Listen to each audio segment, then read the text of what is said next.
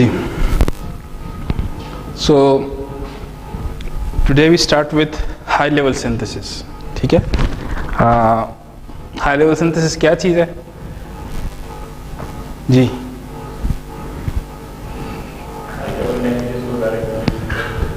High level languages को directly hardware पे map करना. High level languages for example C से आप हार्डवेयर बनाना चाहते हैं, या C++ से बनाना चाहते हैं, या सिस्टम सी से बनाना चाहते हैं. उसमें क्या क्या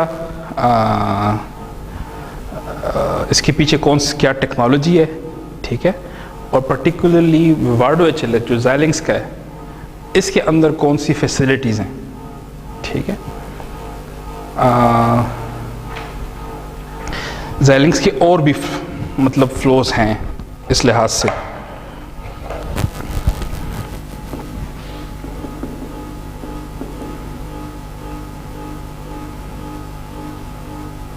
लेवल लैंग्वेजेस टू हार्डवेयर, अगर ये इस मैपिंग की बात की जाए तो इसमें एक तो C है, ठीक है, C++ है, सिस्टम C है, और MATLAB /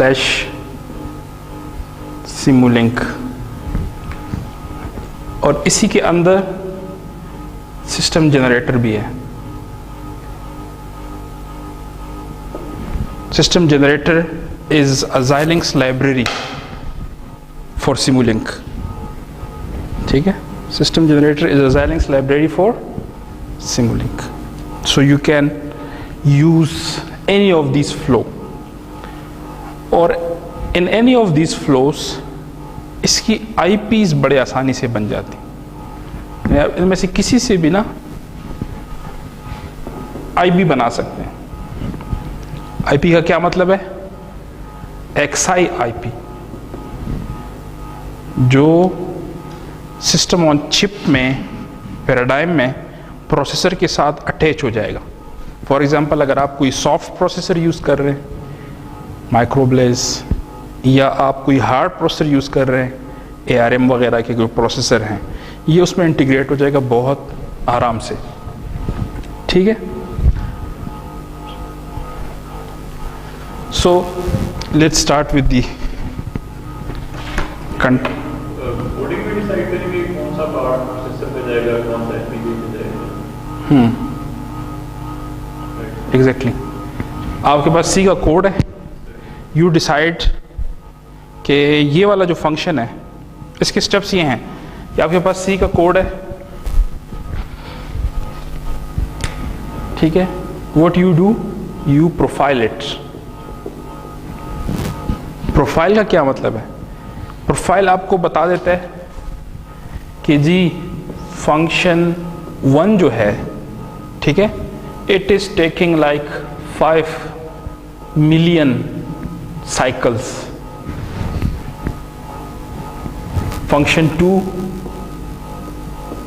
maybe it is taking like 0.1 million. Maybe function 3 is taking like 0.01 million. So you see कि इसमें सबसे स्लोएस्ट कौन सा है? Function 1 which is taking 5 million cycles. ठीक है? So you can decide based on this profiling information कि function 1 should be map to hardware. ठीक है, तो बाकी सारा कोड आपका ARM पे चल रहा है या प्रोसेसर पे चल रहा है, जो भी प्रोसेसर है, और जो फंक्शन आपका स्लो है उसको आप हार्डवेयर में मूव कर देते हैं. ठीक है, and this is called accelerator. आप फंक्शन 1 का एक्सेलरेटर बना देते हैं या XI IP बना देते हैं. ठीक है, और this is happening very frequently. बहुत सारे लोग जो कि इस किस्म के सॉक्स के यूज़र्स हैं, वो एक्सेलरेटर्स फ्रीक्वेंटली यूज़ कर रहे हैं. ठीक है, तो ये HLS हम इसके लिए भी यूज़ कर सकते हैं, जो प्योर FPGAs हैं, Cortex है,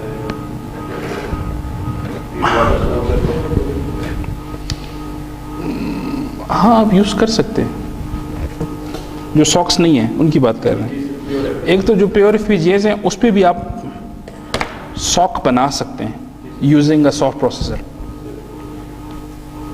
और ये बेसिकली आपके लिए वेरिला कोड जनरेट कर रहा है। तो इन एनी केस अगर आप इसको प्रोसेसर के साथ नहीं इंटीग्रेट कर रहे, you can still get the Verilog code. तो आप पे डिपेंड करता है कि आप उसको फिर कैसे यूज करना चाहते हैं। ठीक है। Need for high level synthesis, algorithm based approaches are getting popular due to design time and time to market. So ये रीज़न है कि time to market is an important consideration. यहाँ पे आसानी से आप डिफरेंट आर्किटेक्चर्स को एक्सप्लोर कर सकते हैं just by changing some options. आप कह सकते हैं जी मेरे लिए पाइपलाइन आर्किटेक्चर बना लो, आप कह सकते हैं मेरे लिए पैरेलल आर्किटेक्चर बना लो, ठीक है, and the tools will do it. So आप बहुत सारे आर्किटेक्चर्स को ना बहुत जल्दी एक्सप्लोर कर सकते हैं। Manually you can not do it. Industry is moving toward hardware acceleration to enhance performance and productivity. ठीक है। CPU intensive tasks can be offloaded to hardware accelerator and FPGA. ठीक है। So Vado HLS क्या करता है? Converts an algorithm written in C design flow into a RTL, register transfer level. High level synthesis is essential for maintaining design productivity. तो basic idea ये है कि आप जो है ना लार्ज डिज़ाइंस हैं आपके पास, ठीक है, और आप चाहते हैं कि जी आप क्विकली उसको मार्केट करें। सो इस सिनेरियो में ये बहुत हेल्पफुल है, इंस्टेड कि आप बैठें और मैनुअली इसको करें।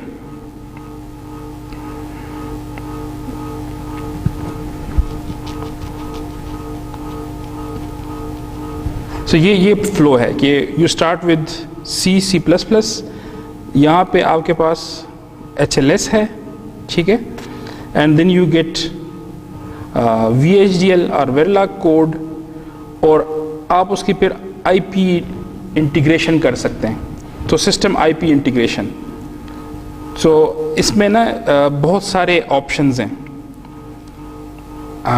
कि आप मतलब इसको किस लेवल पे ऑप्टिमाइज़ करना चाहते हैं, इसके इंटरफेसेस को, इसके IO प्रोटोकॉल्स को, बहुत सारी चीज़ें हैं। यहाँ पे एक एग्जांपल है कि कौन कौन से ऑप्टिमाइजेशंस हैं। यहाँ पे कोड है, पता नहीं नज़र आ रहा है कि नहीं आ रहा, एक C कोड है, ठीक है।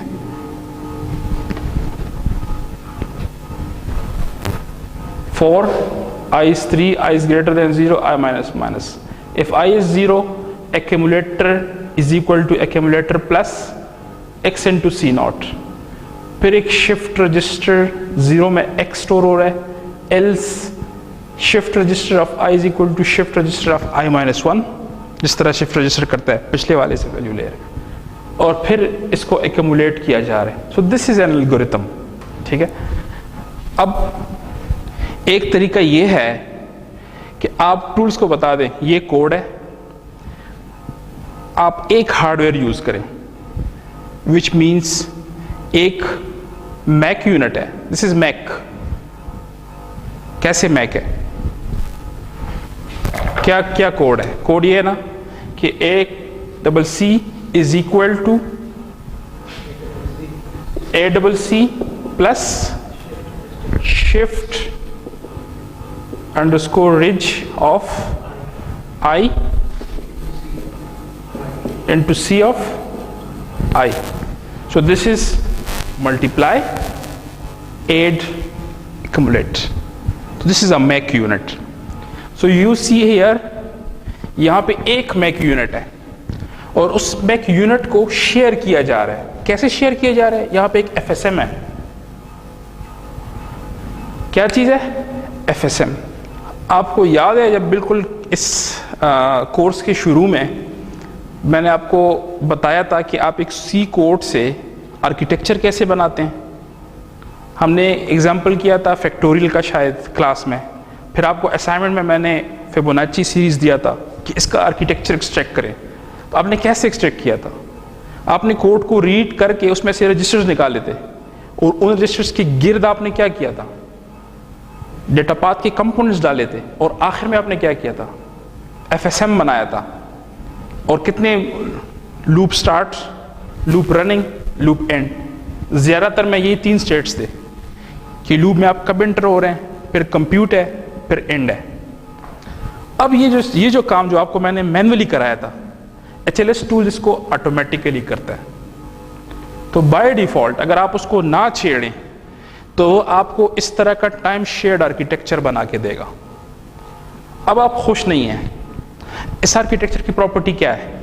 इसमें हार्डवेयर कम यूज हो रहा है। इसमें हार्डवेयर 1 मैक यूनिट यूज हो रहा है और एक FSM है जो कि सिंपल FSM है जिसमें 3 स्टेट्स हैं। दूसरा आप ये कर सकते हैं, इस लूप को अनरोल कर दें। अनरोल का मतलब है पैरेलल में कर दें।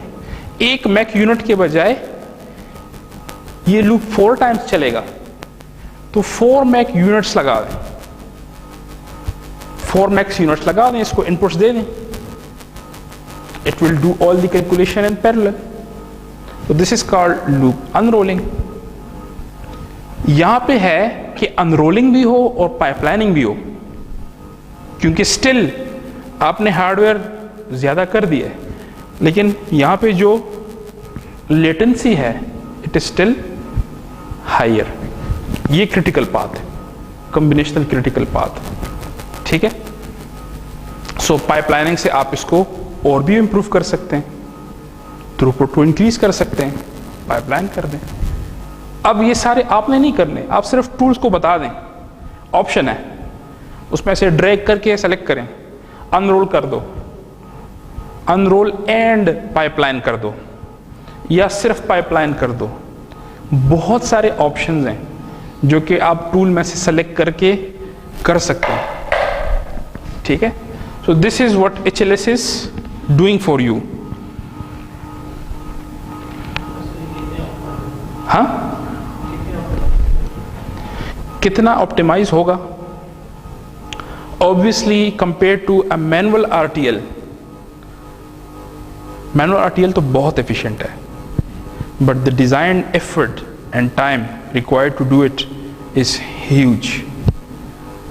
तो अगर आपकी रिक्वायरमेंट ऐसी है कि जो कि बहुत टाइम क्रिटिकल है, तो then you should go for manual RTL। लेकिन अगर somehow you can manage कि आपकी रिक्वायरमेंट ऐसी है कि जो कि बहुत ज़्यादा टाइम क्रिटिकल भी नहीं है और सॉफ्टवेयर लेवल परफॉर्मेंस से आपका काम भी नहीं हो रहा, सो ये उसके बीच में उन डिज़ाइंस के लिए है, ठीक है। फॉर एग्जांपल बहुत सारे लोग इसको वीडियो प्रोसेसिंग में यूज़ कर रहे हैं and they are getting okay results. HD video को प्रोसेस कर रहे हैं रियल टाइम में, सो दैट इज ओके। तो डिपेंड करता है एप्लीकेशन पे। The quality of results can be suitable for one application, it may not be suitable for other application, but I think video processing is a very intensive application. So maybe there are application जो still manual RTL जिनमें और वो होंगी, ठीक है, जो required हैं, जिसमें टाइम कंस्ट्रेंट्स बहुत ज़्यादा हैं, लेकिन शायद there is a wide variety of applications जिसमें HLS is finding increased usage.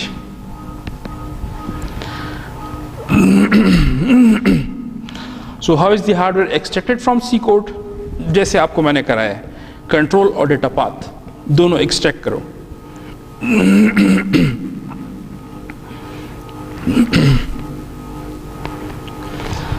अब how this control and data flow is turn into hardware, इसमें 2 मेन चीज़ें हैं, एक है स्केजुलिंग और एक है बाइंडिंग। यूँ अगर आप कह लेना कि HLS के कोर क्या हैं, ठीक है, किसी भी HLS के, विवाडो HLS सिर्फ नहीं, वो 2 हैं, स्केजुलिंग और binding. So this is the core of any HLS, whether it is Vivado HLS or any other HLS.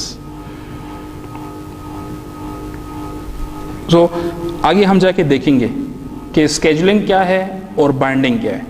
ठीक है, यहाँ पे वही कोड है, FIR फिल्टर है।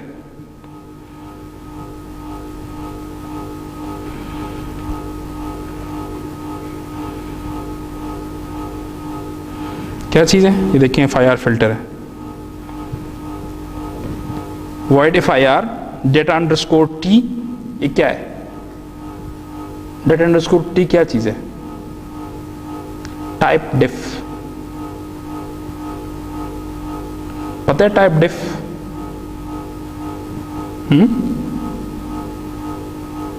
कभी यूज नहीं किए टाइप डिफ्स?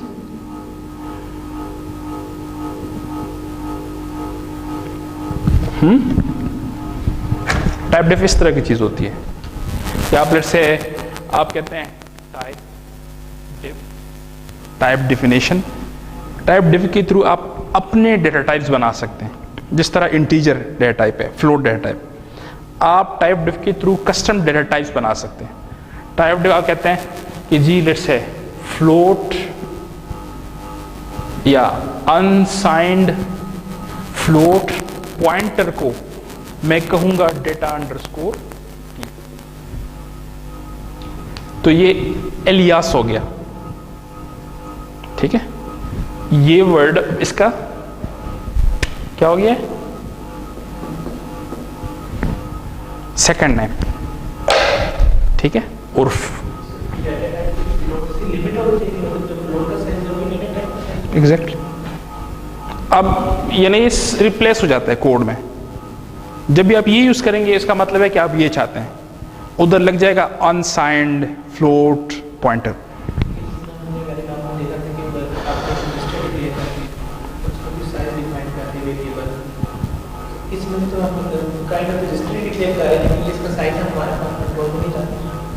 नहीं, फ्लोट का एक साइज है ना, सी में फ्लोट का एग्जैक्टली दिस इज कर सकते हैं, वो आ गया है। बढ़ा भी सकते हैं, घटा भी सकते हैं, कुछ बहुत कुछ कर सकते हैं। That's why I am saying कि ये जो दिस आर ऑलमोस्ट 300 स्लाइड्स, इसमें बहुत ज़्यादा कंडेंस इन्फॉर्मेशन है जो कि आपको शायद एक जगह पे ना मिले, वो मैंने एक जगह पे जमा की है। ठीक है, इसमें बहुत सारी चीज़ें हैं कि बिट विट को क्या करना है, fixed point, QN.M, floating point, ये सारा कुछ इसमें है। So we need to go through it. ठीक है, बहुत सारी चीज़ें आपको इस तरह रिमेंबर रह जाएंगी, याद रह जाएंगी। ठीक है, सो ये वो हैं। फिर देखिए नीचे क्या है, कोएफिशिएंट t, इस तरह ये भी टाइप डिफ है, और C4 तो ये एरे है। ठीक है, फिर है टाइप डेटा अंडरस्कोर tx, तो इसको एक इनपुट मिल रहा है x, एक कोएफिशिएंट का एरे है और एक इसका आउटपुट है y। फिर नीचे कोड है। ठीक है, नीचे FIR 4 टैप FIR फिल्टर का कोड है। तो ये कैसे कन्वर्ट होता है इधर देख लो, FSM को देख लो।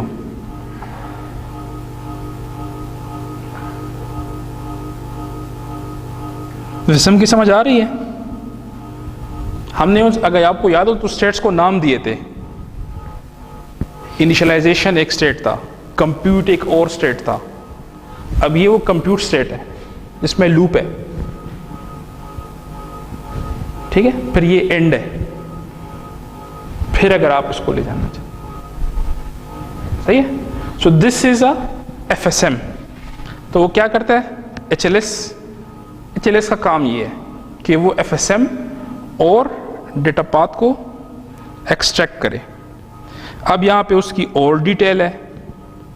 एक कंट्रोल तो वो एक्सट्रैक्ट करता ही है, साथ में वो ऑपरेटर्स एक्सट्रैक्ट करता है। देखो इसने क्या किया है, इसने जब इसको देखा है ना, तो ये कहता है कि अच्छा x जो है ये किसी जगह पे असाइन हो रहा है, इसका मतलब है कि x मुझे कहीं से रीड करना है, तो इसने डाल दिया रीड x। फिर कहता है अच्छा C भी कहीं से रीड करना है, तो कहता है रीड C। फिर कहता है कि अच्छा ये भी एक ऑपरेटर है। फिर कहता है सब्ट्रैक्शन भी एक ऑपरेटर है, ये इक्वलिटी भी ऑपरेटर है, एडर है, मल्टीप्लायर है, फिर एडर है, फिर मल्टीप्लायर है। और इसको देख के कहते हैं अच्छा वाई में कुछ राइटिंग हो रही है, तो ये क्या है? ऑपरेशंस हैं और ऑपरेटर्स हैं, ऑपरेटर्स हैं और डेटा रीड्स और डेटा राइट्स, ये एक्सट्रैक्ट कर लेता है लाइन बाय लाइन। हाँ, जैसे आपने इसको सी कोड दिया ना, वो इसको कंपाइल जब कर रहा है तो वो इसमें से पीसेस को एक्सट्रैक्ट कर रहा है, वो एफएसएम भी एक्सट्रैक्ट कर रहा है, वो जो है ना ये ऑपरेटर्स भी अलग अलग कर रहा है। फिर जब ये एक्सट्रैक्ट करते हैं ना, इसको ऐसे फिर कंबाइन कर देते हैं, जैसे ये फिगर है, इसे हम कहते हैं ASMD या FSMD, FSM and data path, या ASM and data path, algorithmic state machine. इसमें ये सारी चीज़ें, वो जो स्टेट्स हैं 0 1, अब ये ऑपरेटर्स उसके अंदर चले गए, ये देखो खाली है, इनिशियलाइजेशन है, फिर ये देखो क्या है, जो लूप में सारे ऑपरेटर्स हैं वो इधर है, ठीक है, और फिर आखिर में राइट इधर है, ठीक है। तो ये क्या करता है, ये इस किस्म का एक वो जनरेट करता है। अब आते हैं स्केजुलिंग एंड बाइंडिंग। जब ये काम हो जाता है, पूरा पिछला वाला पिछली स्लाइड पे जो था, अब ये करते हैं दो काम, स्केजुलिंग एंड बाइंडिंग। अब यहां तक जो है वो सिर्फ ग्राफ्स हैं, यहां तक उसने जो काम किया वो ग्राफ्स जनरेट करना, डिपेंडेंसी जनरेट करना, ऑपरेटर्स जनरेट एक्सट्रैक्ट करना, dependency in form of a graph, ठीक है, ठीक है, इस तरह control in form of a graph, फिर उनको दोनों को मिक्स कर दिया। अब प्रॉब्लम ये है कि अगर हार्डवेयर पे आपने इसको मैप करना है तो you need something else, you need time. अब टाइम को इसमें कैसे फिक्स किया जाए, ठीक है।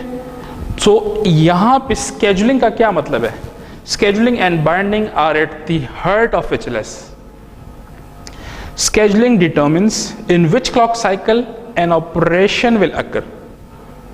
किस साइकिल में क्या होगा? ऑब्वियसली अगर एक वेरिएबल A वेरिएबल B पे डिपेंडेंट है तो वो वेरिएबल B से पहले नहीं हो सकता, तो वो उस साइकिल में होगा जो इसके बाद होगा, ठीक है। Takes into account the control, data flow and user directive. जब वो स्केजुलिंग कर रहे हैं ना, तो वो क्या करता है? कंट्रोल को देखता है, FSM को, डेटा फ्लो को देखता है कि डेटा डिपेंडेंसी क्या है। So there is control dependency, there is a data dependency. Control dependency निकलती है आपके FLs और लूप्स और स्ट्रक्चर से। डेटा डिपेंडेंसी डिपेंड करता है कि आप वेरिएबल कैसे एक दूसरे के साथ इंटरलिंक्ड है, ठीक है, क्या एक वेरिएबल दूसरे वेरिएबल पे डिपेंड कर रहा है कि नहीं।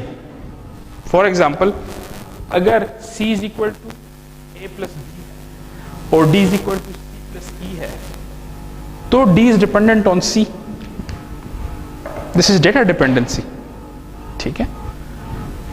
कंट्रोल डिपेंडेंसी मींस F के दरमियान जो कुछ है, वाइल लूप या जो भी है। The allocation of resources can be constrained. Binding determines which library cell is used for each operation. अब ये तो डिसाइड हो गया स्केजुलिंग में कि किस साइकिल में क्या होना है, और उसके इनपुट्स क्या हैं? 3 इनपुट्स हैं, कंट्रोल डिपेंडेंसी, डेटा डिपेंडेंसी और यूजर डायरेक्टिव्स, कि यूजर क्या चाहता है। ऑब्वियसली यूजर जो भी चाहता है, अगर वो पॉसिबल है, अगर उसको डेटा डिपेंडेंसी और कंट्रोल डिपेंडेंसी अलाउ करें, तो यूजर के जो रिक्वायरमेंट्स हैं या जो यूजर के कंस्ट्रेंट्स, उसको सेटिस्फाई किया जा सकता है। लेकिन अगर ये दोनों कन्फ्लिक्ट कर रहे हो उसके साथ, तो फिर नहीं होगा, ठीक है। बाइंडिंग क्या है? बाइंडिंग का मतलब है कि आप ना एडर के लिए कौन सा एडर यूज करें, ठीक है। हमने कौन कौन से एडर पढ़े थे? कैरी लुका हेड एडर यूज करें इसके लिए, या और कौन सा पढ़ा था? रिपल कैरी एडर यूज करें या कैरी सेव यूज करें? कौन सा एडर? मल्टीप्लायर के लिए क्या यूज करें? वॉलेस ट्री यूज करें? क्या यूज करें? This is the work of binding. Memory के लिए क्या यूज करें? ऑन चिप भी रैम यूज करें या on chip LUT RAM use करें? This belongs to binding. तो अब ये दो कोर डिसीजन होते हैं, यू गेट द RTL। ये डिसीजन कोड की कॉम्प्लेक्सिटी देखी जाता है या ये भी सेलेक्टेबल? ये भी यूजर डायरेक्ट कर सकता है। ऑब्वियसली यूजर, उसकी कोशिश ये होती है कि यूजर के डायरेक्टिव्स को ओबे करे। समटाइम्स अगर कोई कॉन्फ्लिक्ट नहीं है तो करेगा, समटाइम्स नहीं करेगा, बता देगा कि इस वजह से ये नहीं हो सकता, ठीक है। लेकिन अगेन, अगर आप चाहते हैं कि HLS जो कोड जनरेट करे वो एफिशिएंट हो, तो इन जो दो प्रोसेस है ना, स्केजुलिंग और बाइंडिंग, आपको at the back of your mind you should have the concept कि क्या हो रहा है, तब आप HLS से फायदा उठा सकते हैं, नहीं तो फिर नहीं। You should know your algorithm and you should know कि स्केजुलिंग कैसे हो रही है और बाइंडिंग कैसे हो रही है, तभी आप इस टेक्नोलॉजी से फायदा उठा सकते हैं। अदरवाइज अगर you are blind about your algorithm and you are blind about the technology जो कि आप यूज़ कर रहे हैं, FPGA कौन सा है, कौन से क्या फैसिलिटीज़ हैं, क्या रिसोर्सेज हैं, you will not be able to extract it fully. Excuse मी।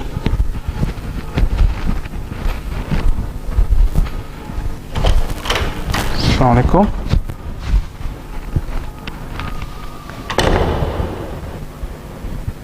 खैर दे बोले क्लास की माँ, खैर दे न उसमें क्लास थे ना हम जो पूरे और सभा में ब्या ना होने वाला दो पूरे क्लास थे नूर खैर खुदे का ना। हाँ सोचता हो ना खासा बस क्लास की खा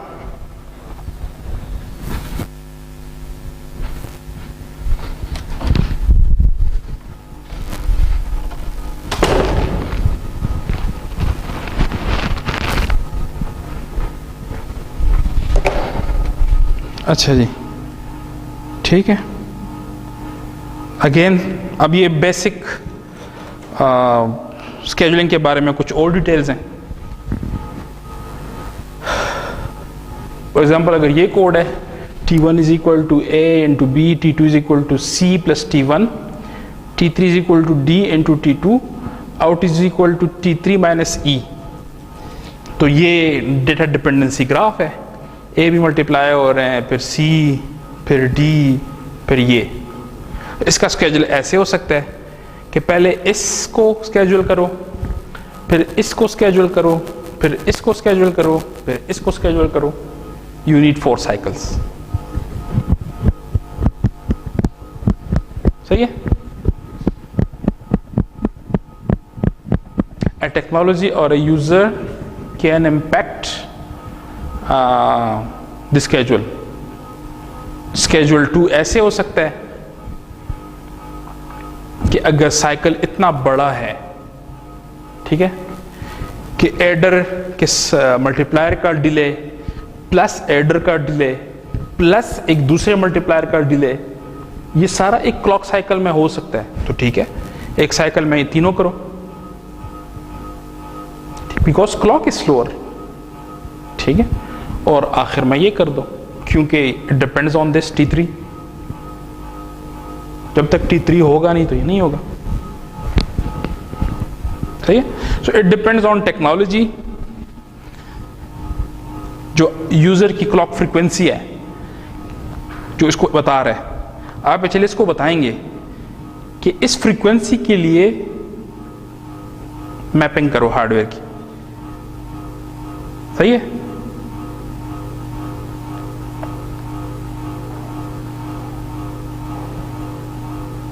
बाइंडिंग, बाइंडिंग क्या चीज है? Binding is where operators are mapped to cores from the hardware library. Binding decision, binding decision क्या क्या है?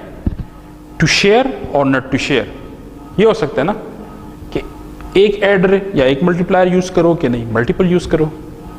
Given this schedule binding must use 2 multipliers, because एक साइकिल में होना है ना, तो number of multipliers are 2। It can decide to use an adder and subtractor, इसके लिए इसको और इसको शेयर कर सकता है, क्योंकि they are in different cycles. इस साइकिल में से एडिशन करवा ले, नेक्स्ट में सब्ट्रैक्शन करवा ले, but the multiplier can not be shared, अगर ये स्केड्यूल है। सही है। What about this one? Given this schedule क्या हो सकता है? बाइंडिंग में decide to share the multipliers. क्यों? क्योंकि ये मल्टीप्लिकेशन और ये मल्टीप्लिकेशन सेपरेट क्लॉक साइकिल्स में है। So you can do it with one multiplier and one adder. इस स्केड्यूल के लिए 2 मल्टीप्लायर्स 1 एडर, इस स्केड्यूल के लिए 1 मल्टीप्लायर 1 एडर।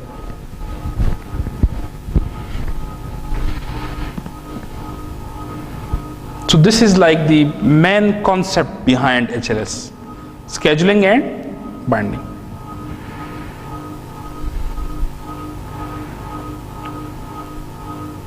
तो इसमें बहुत सारे स्लाइड्स ऐसे हैं ना कि जो बस सिर्फ आप रीड करें, ठीक है। सो बहुत सारी चीज़ों को मैं ऐसे ही स्किप करूंगा।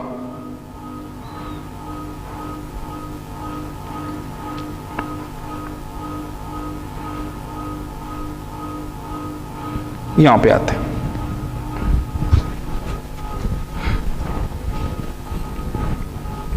अब ये वही कोड है FIR फिल्टर वाला, 4 टैप FIR फिल्टर। ये क्या है? पोर्ट्स हैं, ये फंक्शन का नाम है, इंटीजर, ये लूप है, शिफ्ट रजिस्टर, कोएफिशिएंट। अब की attributes of a C code, इस कोड को एनालाइज किया गया है और ये एट्रीब्यूट्स ऐसे हैं कि फिर विवाडो HLS में ना इसके लिए डिफरेंट फैसिलिटीज़ हैं। पोर्ट्स के लिए अलग हैं, लूप्स के लिए अलग फैसिलिटीज़ हैं। फैसिलिटीज़ मीन के ऑप्टिमाइज करना, ठीक है। और ऑप्टिमाइज का मतलब वही स्केजुलिंग और बाइंडिंग को एफिशिएंट तरीके से करना। Functions, all code is made of functions which represent the design hierarchy. ये जो क्लियर है, मतलब मेन में अगर 3 फंक्शंस हैं तो इसका मतलब है टॉप लेवल आपका मेन है, उसके बाद तो जो वेला की विजुअल की हायरार्की है वो डायरेक्टली फंक्शन कॉल से रिलेटेड है, ठीक है। Top level IO, the arguments of top level function determine the hardware RTL interface. जो टॉप लेवल के IOs हैं ये डिटरमिन करता है कि आपके फिजिकल इंटरफेसेस किस किस्म के हैं। टाइप्स, टाइप का मतलब है data types. All variables are of a defined type. The type can influence the area and performance. सही है। इंटीजर आपने यूज किया जो कि 32 बिट का है, हालांकि आपका काम कैरेक्टर से हो सकता है। So basically you are wasting 3 bytes. So you should be aware of types. Loops, function typically contain loops. How these are handled can have a major impact on area and performance. Loop के साथ आप time shared architecture loop से निकाल सकते हैं, जैसे हमने किया कि FSM बना दो और एक ही रिसोर्स को बार बार यूज करो, या आप लूप को अनरोल कर सकते हैं, लूप को लेआउट कर दें, ठीक है। और हैं arrays. Arrays are used in C code. They can influence the device IO and can become performance bottlenecks. सही है। ऑब्वियसली एरेज को आप कहां पे रखेंगे हार्डवेयर में? जी, मेमोरी में। You need memory. अब वो मेमोरी कितनी है? अगर कम है तो ठीक है, ऑन चिप आ सकती है। अगर बहुत ज़्यादा है तो इसका मतलब है कि ऑफ चिप होगी। अगर ऑफ चिप है इसका मतलब है DRAM में है।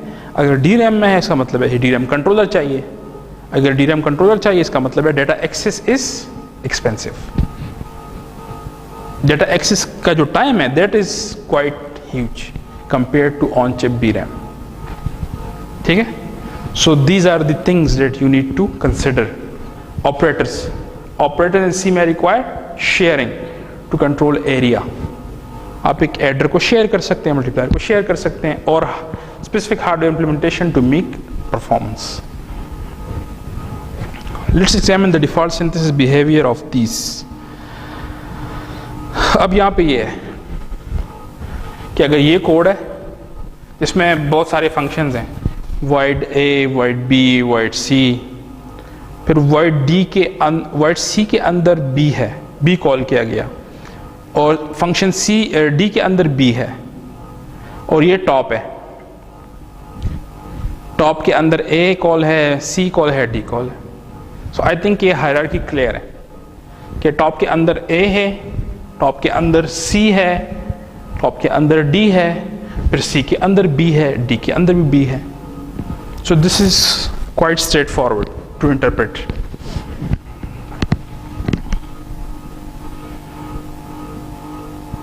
Types. अब जो आप बात पूछ रहे थे ना आप शुरू में, एक तो वो टाइप्स हैं जो कि C में अवेलेबल हैं, ठीक है, लेकिन वो ये हैं C standard types, long 64 bit, short 16 bit, and 32 bit, character 8 bit, float 32 bit, double 64 bit. फिर arbitrary precision types. Arbitrary precision C में AP एन टाइप्स,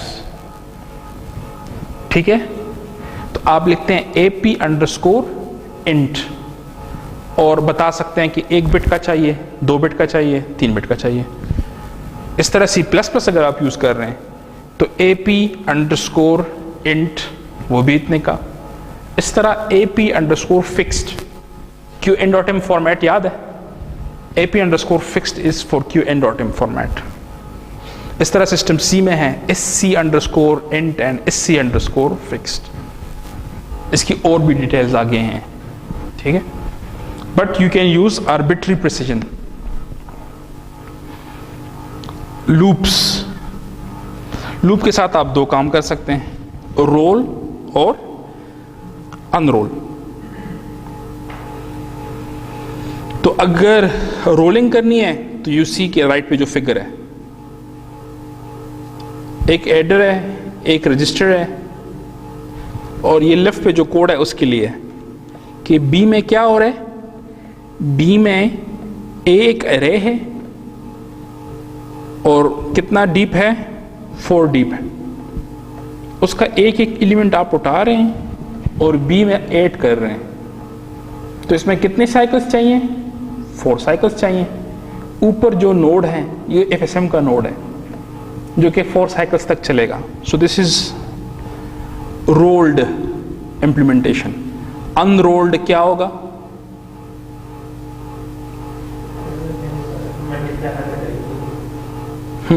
एग्जैक्टली कि आप एक एडर के बजाय 4 एडर्स लगाएं और हर एक को A0 A1 उसके साथ लगे.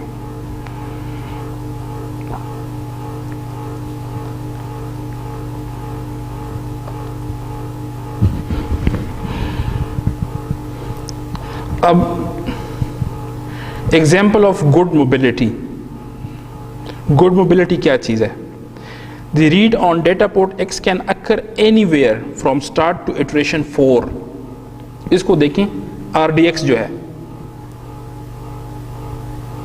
एक इटरेशन का क्या मतलब है?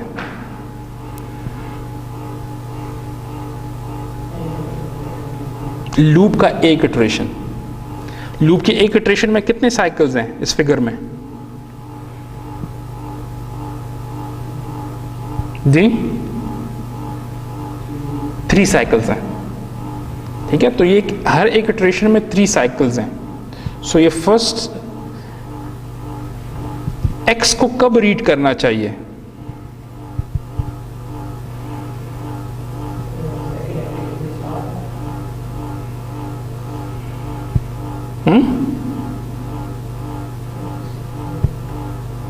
देखो ना X कब रीड हो रहा है? When I is equal to 0. और स्टार्ट कहां से हो रहा है? 3 से, एंड में, ठीक है. लेकिन क्या इस पे कोई कंस्ट्रेंट है? क्या ये जरूरी है कि आप इसको एंड पे करें? क्या आप इसको पहले लोड नहीं कर सकते?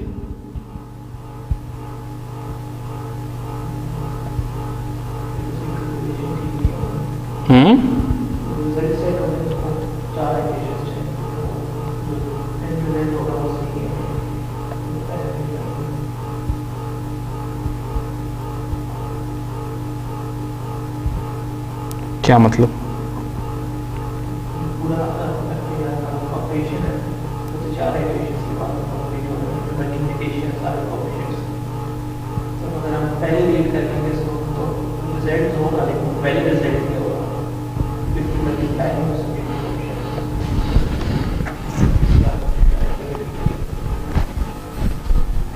ये किधर हो रहा है? ये फोर्थ इटरेशन में हो रहा है ना बाय डिफॉल्ट। इसका मतलब है कि जब ये 3 हो तो ये हो रहा है सारा। इधर आपको x की जरूरत नहीं है, फोर्थ इटरेशन में ये हो रहा है। x एक कांस्टेंट है, तो क्या आप इसको इधर रीड नहीं कर सकते? इटरेशन 3 में कांस्टेंट है ना, तो कर सकते हैं, क्यों नहीं कर सकते? इधर भी कर सकते हैं, इधर भी कर सकते हैं, इसमें क्या मसला है? कांस्टेंट है, वो सिर्फ मल्टीप्लाई होना है फाइनल के साथ। जो 3 इटरेशन में यहां पे एक्यूमुलेट हुए, इटरेशन 4 में ये कोड रन होगा। तो चाहे आप इसको इधर लोड करें या चाहे आप इधर करें, किसी भी जगह पे करें।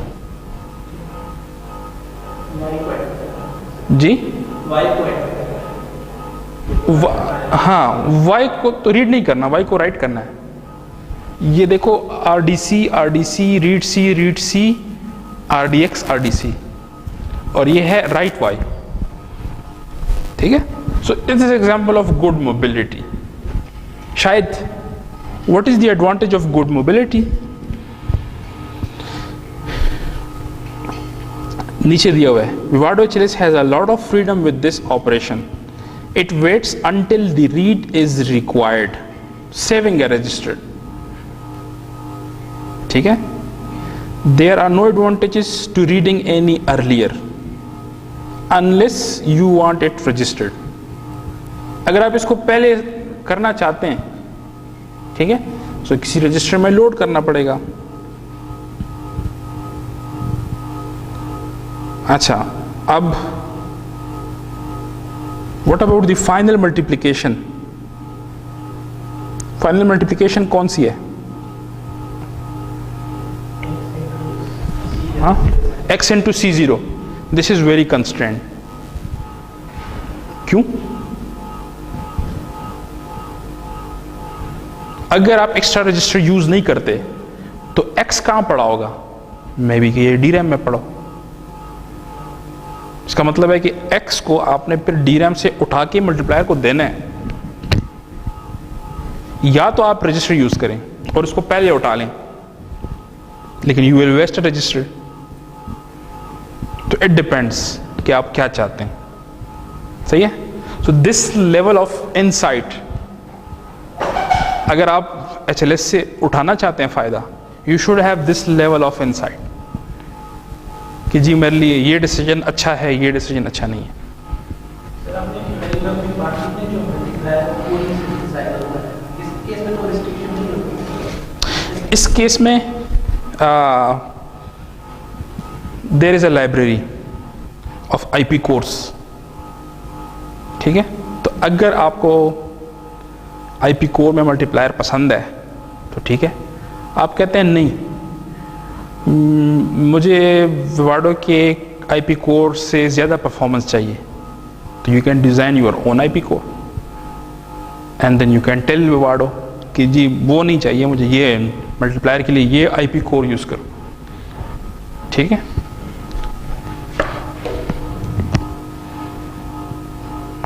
डेटा डिपेंडेंसी बेड, अब बेड वही है मल्टीप्लायर, ठीक है।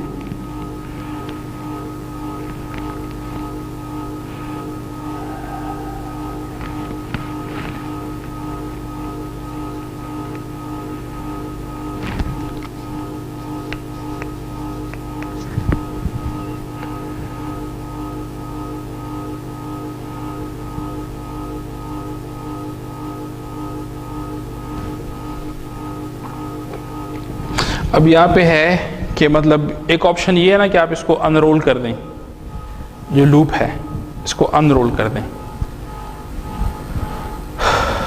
तो अगर अनरोल करते हैं तो operation can occur in parallel if data dependency allow, if operator timing allow, design finish faster but using more operators, 2 multipliers and 2 adders। सही है। उस केस में जब आप इसको अनरोल करेंगे तो इस किस्म का स्केजुअल बनेगा, RDC करो, multiplier multiplier adder, RDC RDX, multiplier multiplier adder adder multiplier. तो कितने मल्टीप्लायर चाहिए? नहीं, इस साइकिल में 2 चाहिए, इस साइकिल में 2 चाहिए, इस साइकिल में 1 एडर चाहिए, इस साइकिल में 2 मल्टीप्लायर चाहिए। तो जब आप एक किस्म की अनरोलिंग ये है कि आप ज़्यादा कर दें, ठीक है।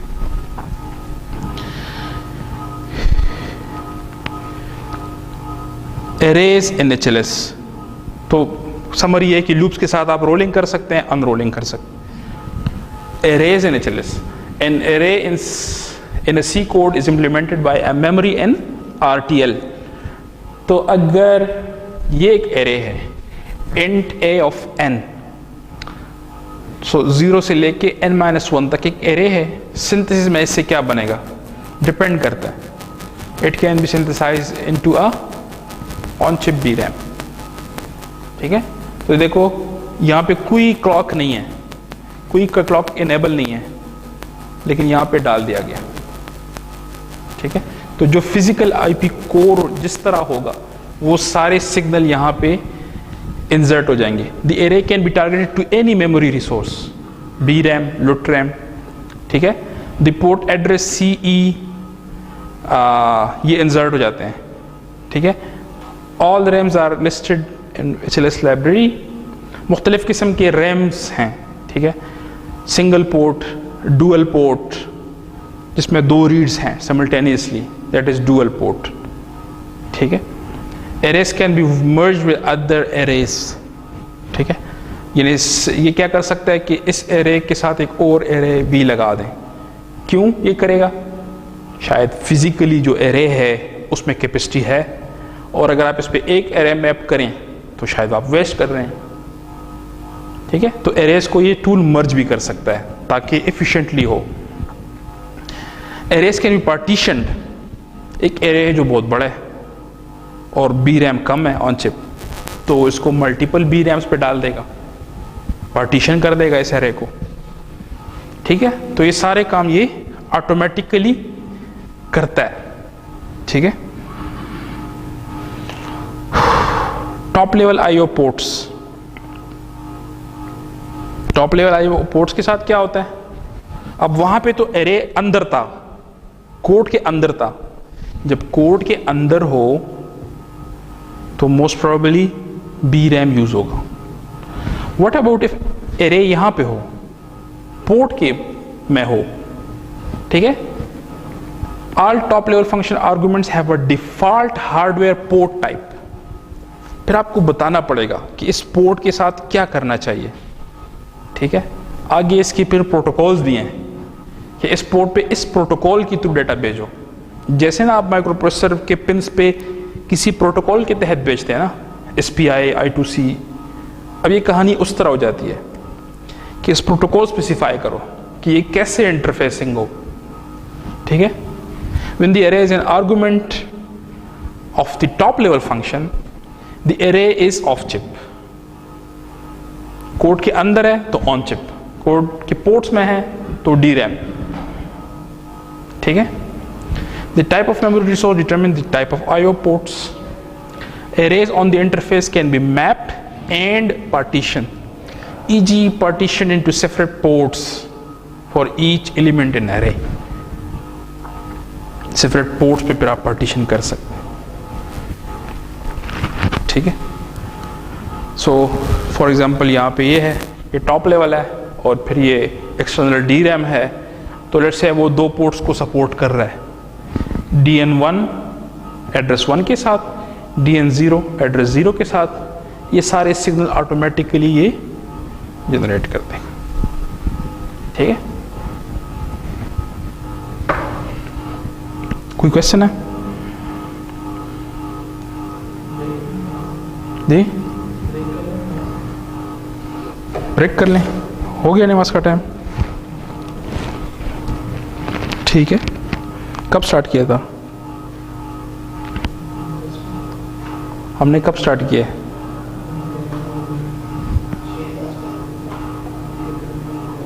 एक घंटा हो गया। ठीक है,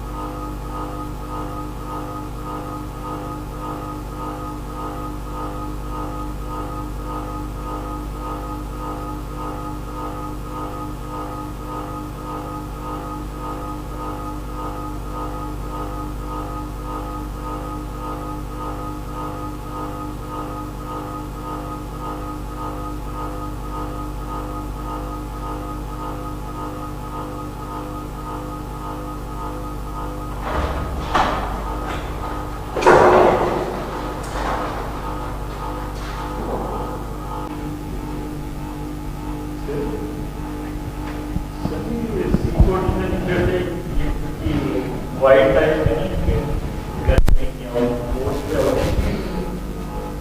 क्या मतलब? सी कोड में नॉर्मली जो आउटपुट होती है वो जो रिटर्न करते हैं तब ऑपरेट होती है, जबकि हार्डवेयर में ऐसा होता है कि एवरी टाइम जैसे वेरी लॉन्ग हार्डवेयर वेरिएबल होती है at the time value operate, जबकि अगर सी का फंक्शन है उसकी आउटपुट तो उस टाइम ऑपरेट होती है जब रिटर्न अपडेट तो उस टाइम होती है वैल्यू जब आप लेफ्ट हैंड साइड पे लिखते हैं, उसको असाइनमेंट हो जाती है। रिटर्न फंक्शन से आउट करने का मतलब है पोर्ट पे दे दो रिटर्न के।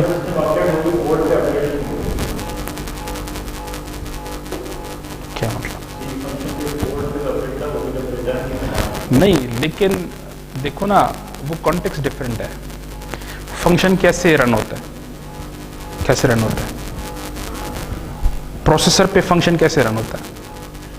लेट्स से मेन फंक्शन है, वो आया तीसरी लाइन पे एक फंक्शन कॉल है, तो क्या करेगा प्रोसेसर? नहीं, माइक्रो प्रोसेसर की बात कर रहा हूँ, प्रोग्रामिंग तो आप करते होंगे ना, तो how the function call is actually working?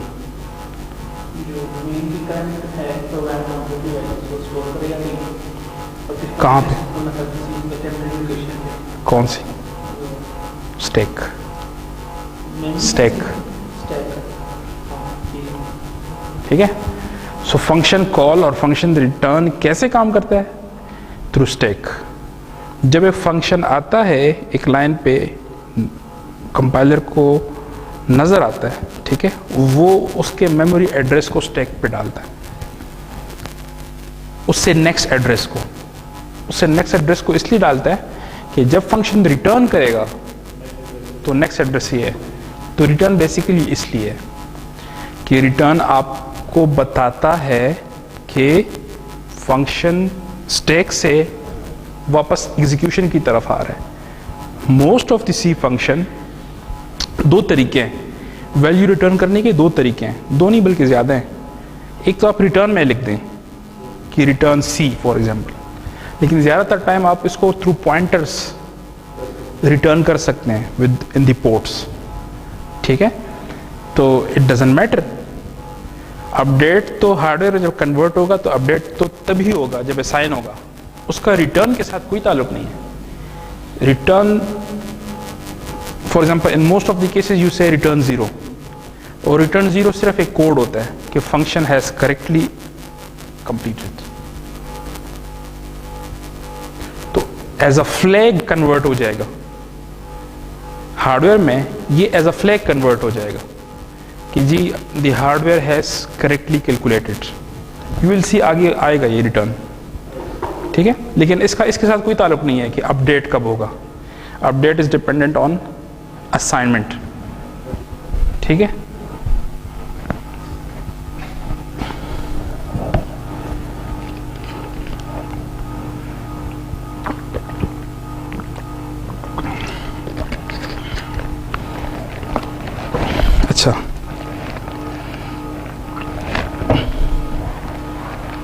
अच्छा फिर उसी लैंग्वेज सपोर्ट,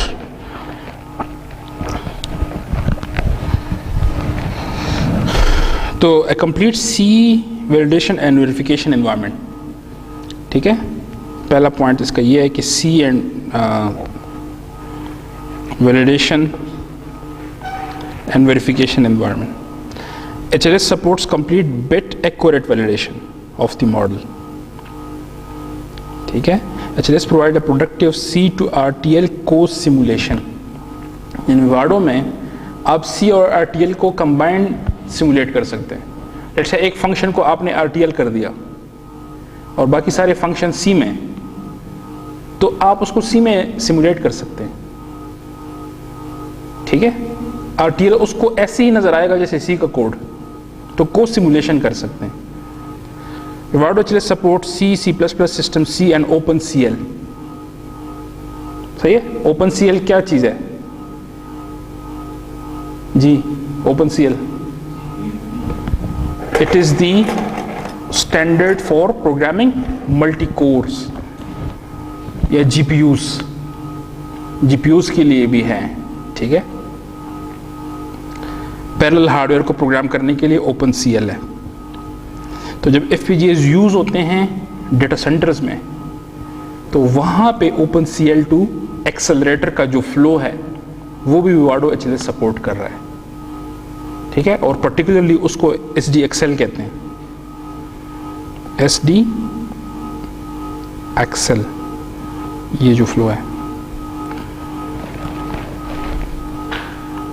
तो ये भी हमने देख लिया कि आर्बिट्री प्रेसिडेंट डेटा टाइप्स हैं, मतलब 1 बिट का चाहिए, 2 बिट का चाहिए, ये भी इंपॉर्टेंट है। फ्लोटिंग पॉइंट सपोर्ट, वैसे तो फ्लोटिंग पॉइंट हार्डवेयर को डिज़ाइन करना काफ़ी मुश्किल काम है, लेकिन HLS के थ्रू आप काफ़ी आसानी के साथ इसको कर सकते हैं।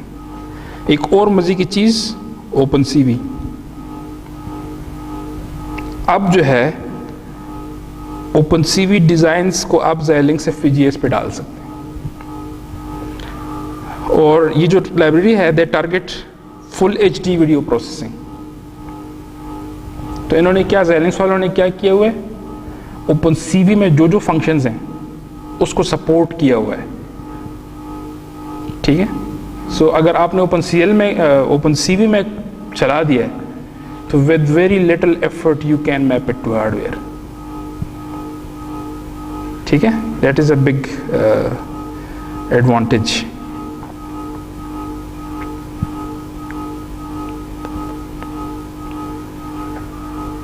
ये फ्लो है C validation and RTL verification. There are 2 steps for verifying the design: pre-synthesis और post-synthesis. Pre-synthesis को C validation कहते हैं और post-synthesis को RTL verification कहते हैं, ठीक है। ये लेफ्ट पे डायग्राम क्या बता रहा है? C validation is a huge reason why user want to use HLS. Fast, free, अगर आपके पास RTL है, आप इसको C में को सिमुलेट करना चाहते हैं, आपको मॉडल सिम में टेस्ट बेंच लिखने की जरूरत नहीं है, C में ही आप उसको टेस्ट बेंच लेके टेस्ट चेक कर लें। और ये जो सिमुलेशन है it is very very fast compare to RTL की जो सिमुलेशन होती है, ठीक है। सो दो किस्म की फ्लोज हैं, एक फ्लो सिमुलेशन के लिए और एक सिंथेसिस के लिए। सिमुलेशन और सिंथेसिस। सिमुलेशन में RTL एडाप्टर्स भी डाल सकते हैं। RTL एडाप्टर्स का मतलब है AXI इंटरफेसेस, और उसको भी सिमुलेट कर सकते हैं, यानी बस ट्रांजैक्शंस को भी सिमुलेट कर सकते हैं। और इस साइड पे इसको सिंथेसाइज करके पैकेज कर सकते हैं, IP बना सकते हैं। विवाडो डिज़ाइन स्विट के लिए बना सकते हैं, सिस्टम जनरेटर के लिए बना सकते हैं। सिस्टम जनरेटर क्या चीज़ है? मैटलैब की Xilinx लाइब्रेरी। तो यहाँ से आप उस लाइब्रेरी के लिए भी IP बना सकते हैं, यानी आप सिमुलिंक में उसको यूज़ कर सकते हैं। और Xilinx प्लेटफॉर्म स्टूडियो के लिए IP बना सकते हैं। Xilinx प्लेटफॉर्म स्टूडियो अब ऑब्सोलीट है। जब Xilinx IEC होता था तो उस वक्त Xilinx प्लेटफॉर्म स्टूडियो है यूज़ होता था, ठीक है। सो उसके लिए भी आप IP जनरेट कर सकते हैं HLS के थ्रू। तो जो लोग IEC यूज़ कर रहे हैं और वो HLS से एडवांटेज लेना चाहते हैं, उनके लिए ये बहुत बड़ी फैसिलिटी है। Xilinx प्लेटफॉर्म स्टूडियो किस लिए यूज़ होता है? SoC डिज़ाइन के लिए, ठीक है। जिस तरह Zinc SoC है, उस वक्त तो Zinc नहीं था, उस वक्त Vertex 5 पे और इन किस्म के FPGAs पे लोग सॉफ्ट प्रोसेसर के साथ SoC बनाते थे। तो Xilinx platform studio was used.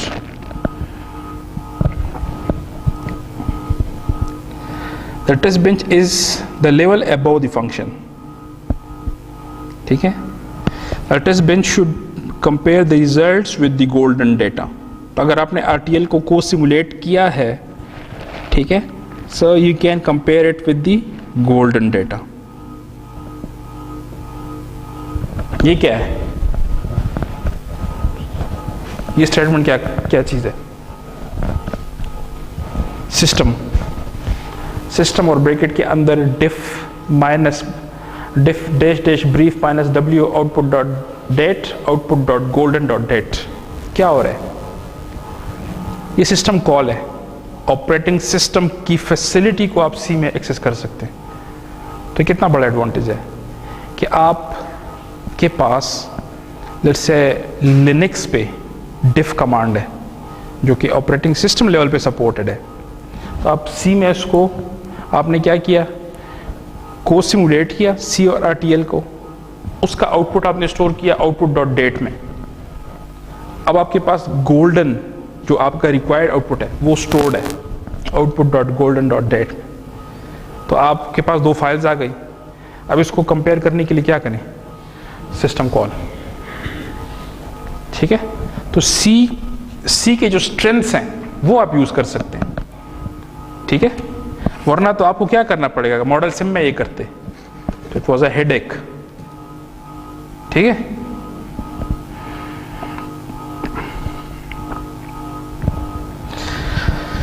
Determine the top level function।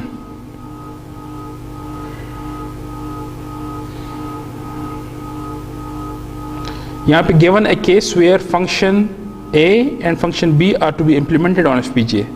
ये मेन फंक्शन है, इसके अंदर फंक्शन A है, फंक्शन B है, फंक्शन C है और रिटर्न भी है, ठीक है। अब आप चाहते हैं कि A और B को FPGA पे डालें, ठीक है। तो क्या कहते हैं?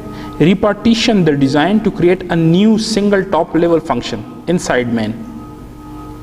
A और B को कन्वर्ज कर दिया गया, फंक अंडरस्कोर AB, ठीक हो गया।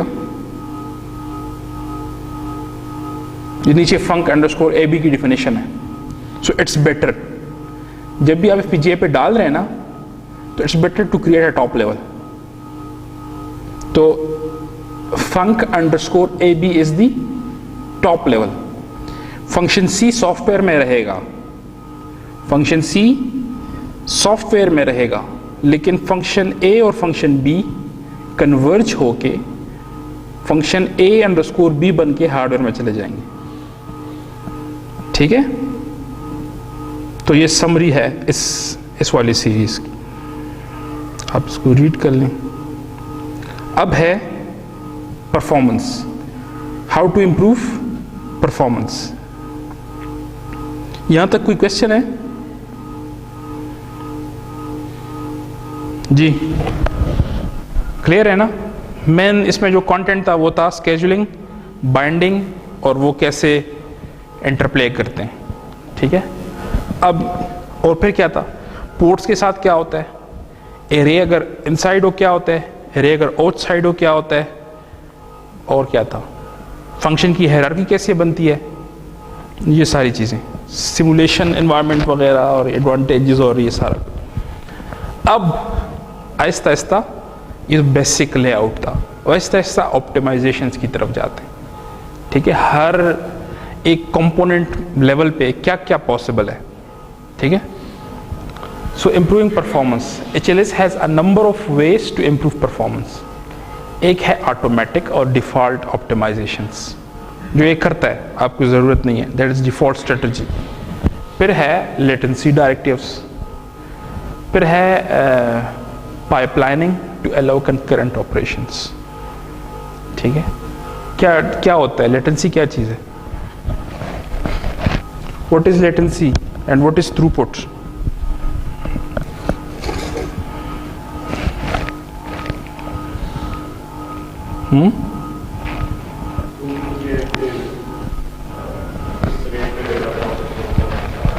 और लेटेंसी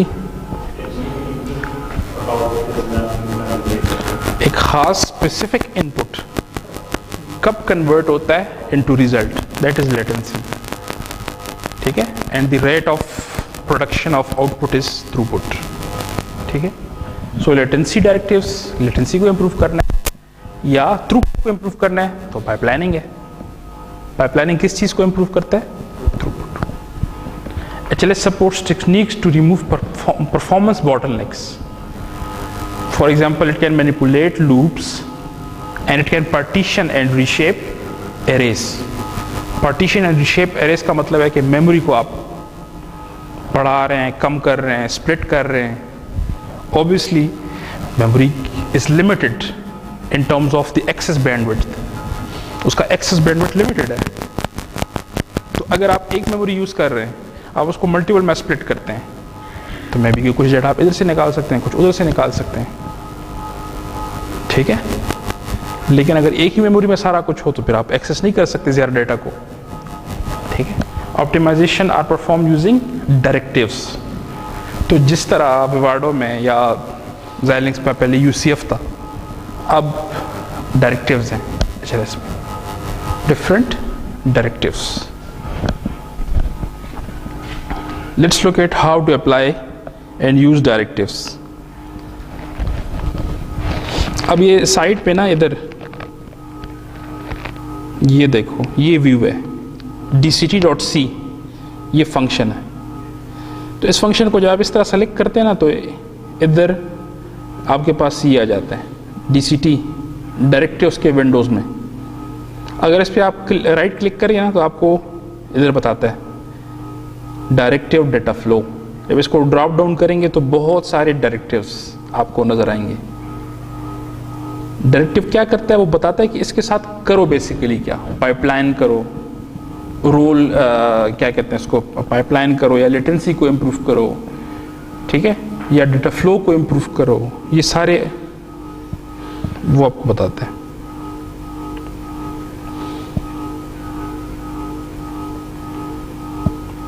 अच्छा, दो तरीकों से ये काम कर सकता है, डायरेक्टिव फाइल और सोर्स फाइल।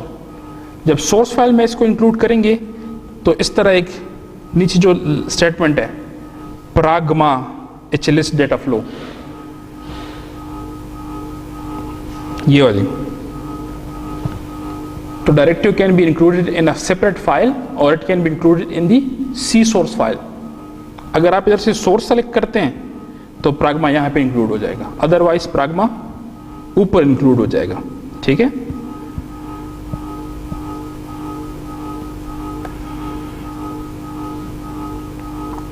फिर ये इस तरह सेटिंग्स हैं। ठीक है, टूल की सेटिंग्स हैं, इसको आप रीड कर लें।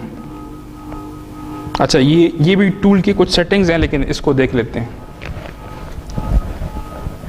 जब भी एक आपके पास है सॉल्यूशन, सॉल्यूशन का मतलब है कि सी कोड से आप मल्टीपल सॉल्यूशंस बना सकते हैं। फॉर एग्जांपल, एक में आप बता दें कि क्लॉक फ्रीक्वेंसी 100 मेगाहर्ट्ज है, शायद सॉल्यूशन 2 में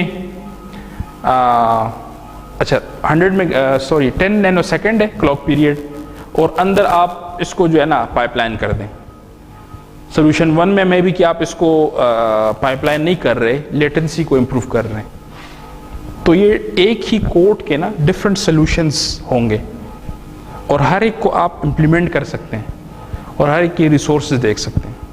ठीक है, नॉर्मली फ्रीक्वेंसी कांस्टेंट होती है। आप कहते हैं कि फिर इस फ्रीक्वेंसी के लिए पाइपलाइनिंग यूज़फुल है, या लेटेंसी को इम्प्रूव करना यूज़फुल है, या कोई और ऑप्टिमाइजेशन टेक्निक। हाँ, डिफरेंट तरीक़ों से आर्किटेक्चर एक्सट्रैक्ट करेगा। ठीक है, तो वो बड़ी इजीली आप देख सकते हैं। इसे कहते हैं architecture exploration. Throughput, latency and throughput, the performance factor.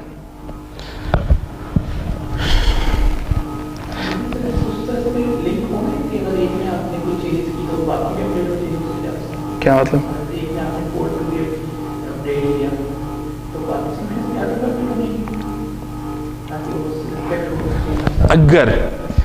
अगर आपने सॉल्यूशन में जो ऑप्टिमाइजेशन टेक्निक है वो इंक्लूड किया डायरेक्टिव में, तो हर सॉल्यूशन के पास अपना डायरेक्टिव फाइल होगा। लेकिन आई थिंक कि अगर आप उसको सोर्स फाइल में इंक्लूड करेंगे तो फिर हर सॉल्यूशन में कंसिडर होगा। समझ आ गई? सोर्स फाइल में अगर डालेंगे ना हैश प्राग्मा के साथ, तो वो हर सॉल्यूशन में कंसिडर होगा, because you are changing it in the code. लेकिन अगर आप सेपरेट फाइल में रखते हैं तो फिर सेपरेट। अच्छा, design latency. The latency of a design is the number of cycles it takes to output the result. In this example, the latency is 10 cycles. कैसे? एक फंक्शन है foo_top, a b c d इसके inputs हैं, और 2 pointers इसके नहीं, इसका पता नहीं कि इनपुट्स कौन से हैं, आउटपुट्स कौन से हैं, because code is not complete. ठीक है, so some inputs are variable, some are pointers, फिर func A, func B, func C, func D, return RES। तो ये फंक्शंस हैं। अब हो सकता है कि फंक्शन ए 2 साइकिल ले रहा हो, फंक्शन बी कितने साइकिल ले रहा है?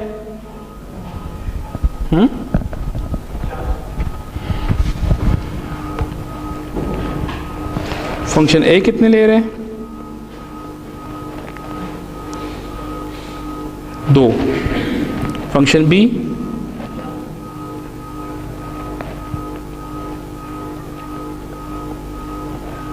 4, फंक्शन सी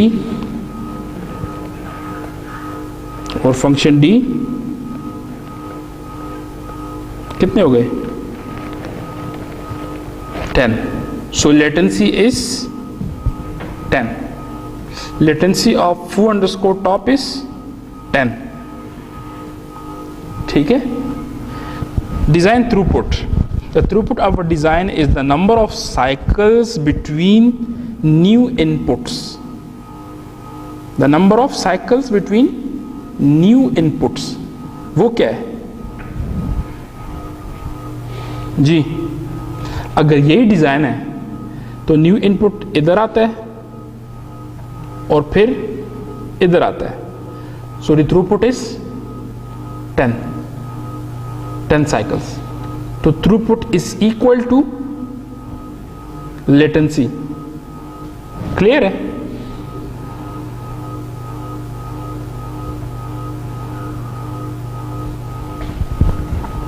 अच्छा, In the absence of any concurrency, latency is same as throughput. लेकिन ये जो नीचे एग्जाम्पल है, अगर आप इसको पाइपलाइन कर दें, pipelining for higher throughput, Vivado HLS can pipeline functions and loops to improve throughput. Latency and throughput are related. We will discuss optimizing for latency first and then throughput.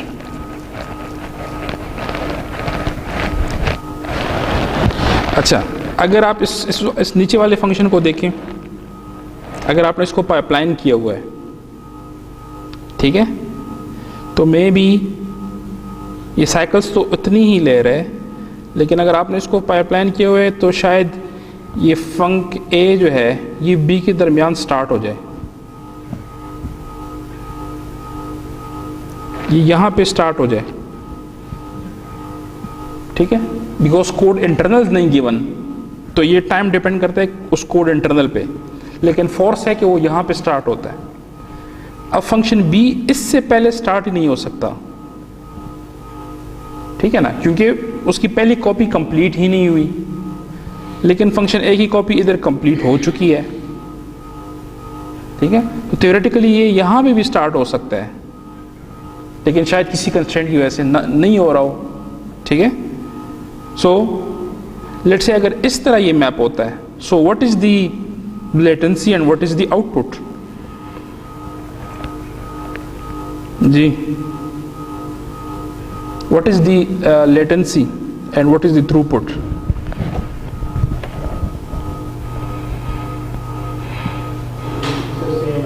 Latency तो same है, but throughput is 4 cycles. You can apply new inputs here, ठीक है, because of the registers जो कि अंदर आपने डाल दिए।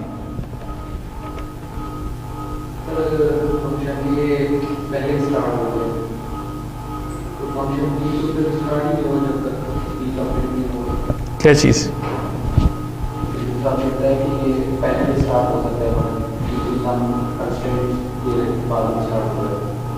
हाँ, मैं कहता हूँ कि वो कोड इंटरनल्स पे डिपेंड करता है, लेकिन अगर वो हो ही जाए तो फिर फंक्शन ए पहले कंप्लीट हो रहा है और बी ये भी कंप्लीट ही नहीं हुआ, बी स्टार्ट हो नहीं होता, हो सकता, उसको वेट करना पड़ेगा, जितने साइकिल्स उधर चाहिए उतने साइकिल्स वेट करना पड़ेगा, ठीक है।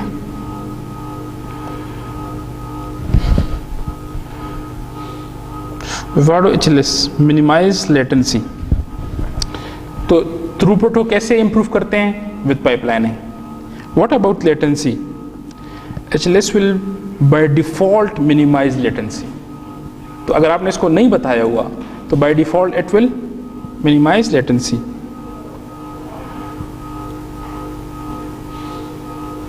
तो ये अगर कोड है, ठीक है, अब यहाँ पे कुछ और इंफॉर्मेशन गिवन है, पहले तो ये इनपुट्स नहीं थी ना वहाँ पिछले वाले कोड में, अब यहाँ पे ये बताया गया है कि फंक्शन ए बी ले रहे और T1 प्रोड्यूस कर रहा है, फंक्शन बी ए और बी ले रहे T2 प्रोड्यूस कर रहा है, फंक्शन सी जो है सी ले रहे साथ में T1 ले रहे और ये प्रोड्यूस कर रहा है, शायद आउटपुट है इसका, हाँ आउटपुट होगा मोस्ट प्रोबेबली, ये डी ले रहे T2 ले रहे और वाई प्रोड्यूस कर रहे हैं।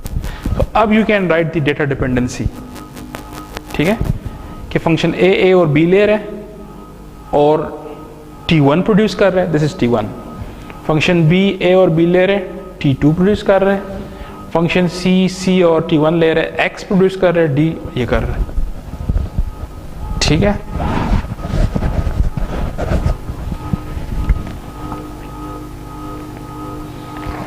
अब ये कहते हैं कि assume that function b takes longer than any other function, जो फंक्शन b है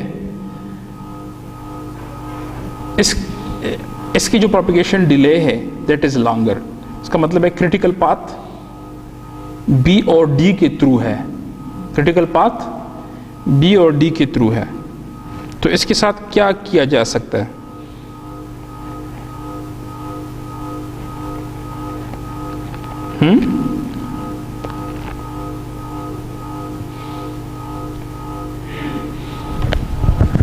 नीचे फिगर को देखें, क्या हो रहा है उधर,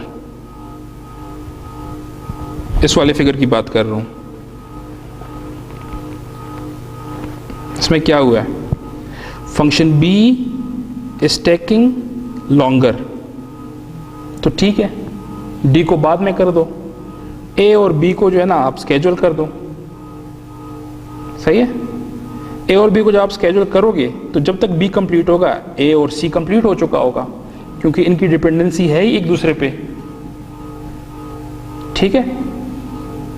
x के फ्लो में है ना, तो x के लिए सिर्फ आपको a और c चाहिए, y के लिए आपको b और d चाहिए। तो जब तक b कंप्लीट होगा you can complete the computation of x, ठीक है, और then you can do it, उसके बाद d कर दें। तो इस पॉइंट पे you can write x to the memory and at this point you can write y to the memory. Now what is the latency?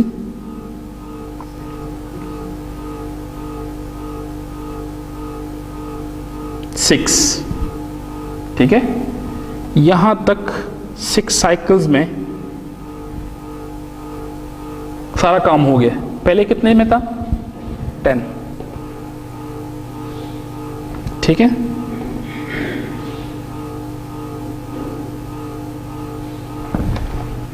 Note, it will not do this for loops within a function.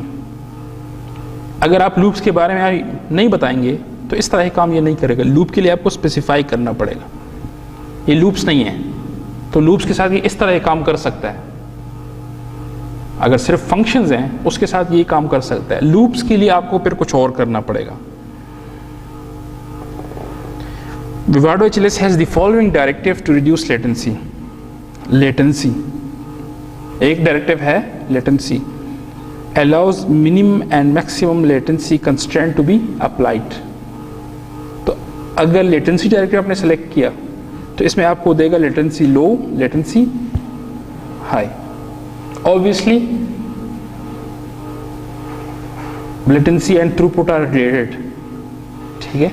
So maybe at the cost of other you can improve it. अगर आपको throughput चाहिए तो you can say कि I don't care about latency, ठीक है। फिर है loop underscore flatten, allows nested loops to be collapsed into a single loop with improved latency. अगर आपके पास nested loops हैं तो ये डायरेक्टिव उसको फ्लैट कर देगा, एक ही लूप बना देगा, ठीक है। and then you can improve latency. Loop merge, merge consecutive loops, nested नहीं, to reduce overall latency, increase sharing and improve logic optimization. और एक डायरेक्टिव है unroll, सही है। unroll का मतलब लूप को पैरेलल कर दो।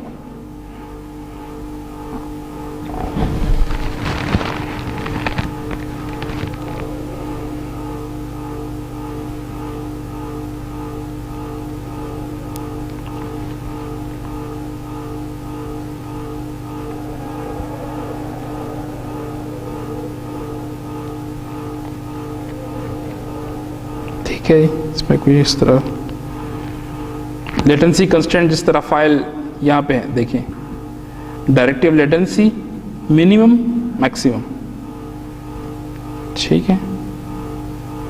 कभी कभी वो एक्सटेंड विद डमी साइकिल्स, कभी कभी वो डमी साइकिल्स भी डाल सकते हैं टूल, जब आप इसको मिनिमम स्पेसिफाई करते हैं तो मे बी कि वो थ्रूपुट को या किसी और चीज़ को बैलेंस करने के लिए डमी साइकिल्स भी डाल दें, बिकॉज आप लेटेंसी को पे कंस्ट्रेंट रिलैक्स हैं। रीजन स्पेसिफिक लेटेंसी कंस्ट्रेंट, यहाँ पे है लेफ्ट पे माई रीजन, ये इसका मतलब है कि बाकी कोड के बारे में मैं नहीं बता रहा, लेकिन इस रीजन की लेटेंसी को इतना होना चाहिए, ठीक है। So you can create regions in the code.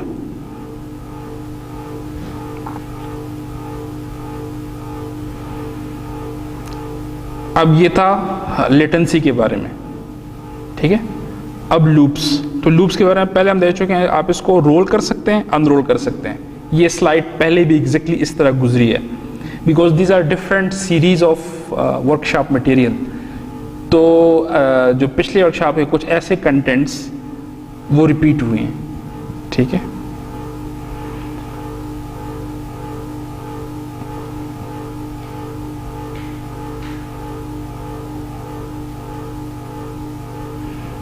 What is this slide telling?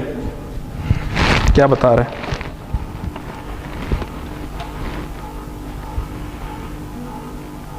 जी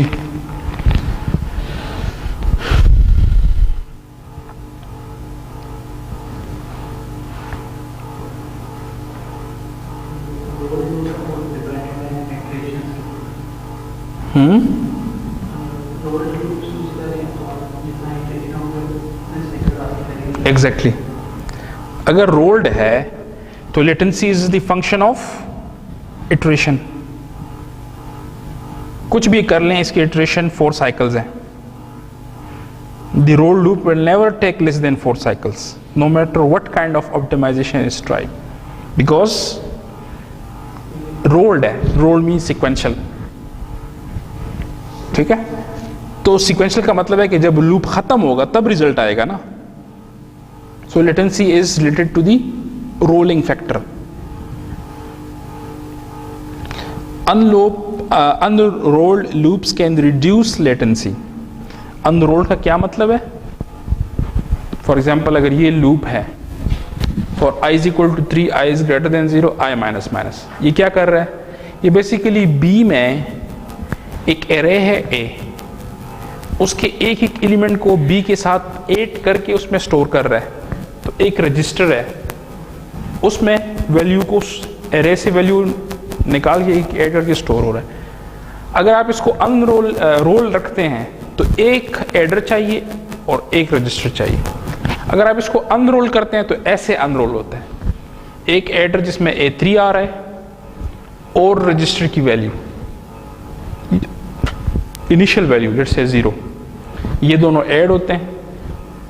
इनके सम के साथ A2 ऐड होता है, इनके सम के साथ A1 ऐड होता है, इनके सम के साथ फाइनली।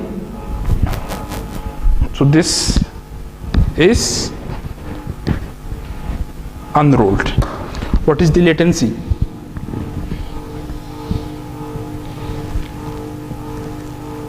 कितनी लेटेंसी है? 1 क्लॉक साइकिल, सही है, ठीक है। इस डिजाइन में कितनी है? इस वाले में 4, ठीक है, और इस वाले में 1। अच्छा, you can do partial unrolling. Partial unrolling का क्या मतलब है? fully unrolling loops can create a lot of hardware. तो loops can be partially unrolled, इसका क्या मतलब है?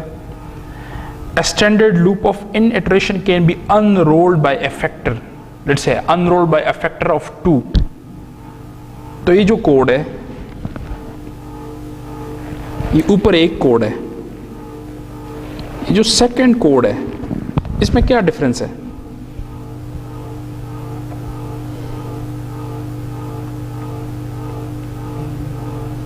Increment bye 2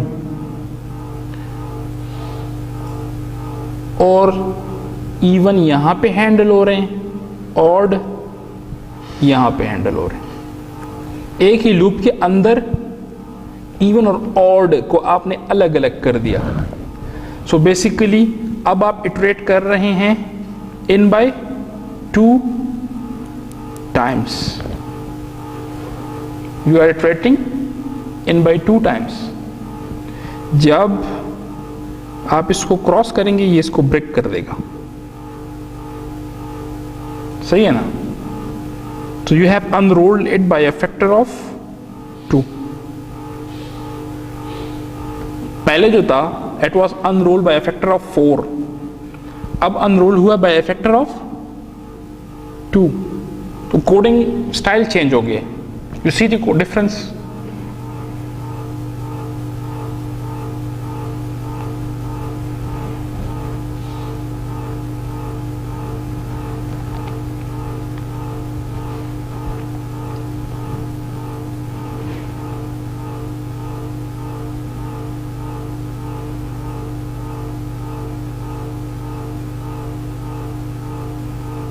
ji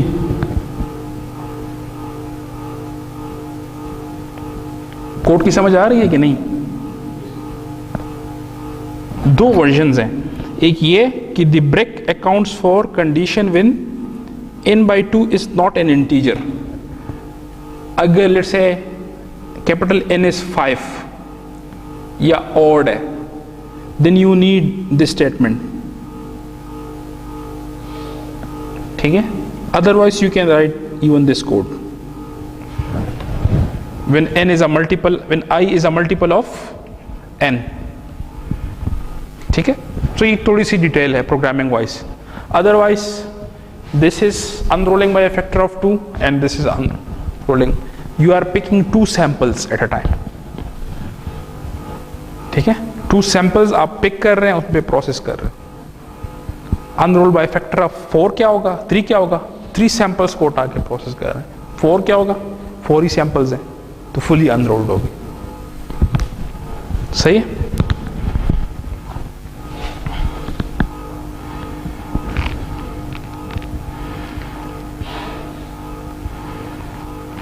loop flattening, Water-Chalice can automatically flatten nested loop। यहाँ पे डायरेक्टिव सेलेक्ट हुआ है loop underscore flatten। तो इसका इफेक्ट क्या है?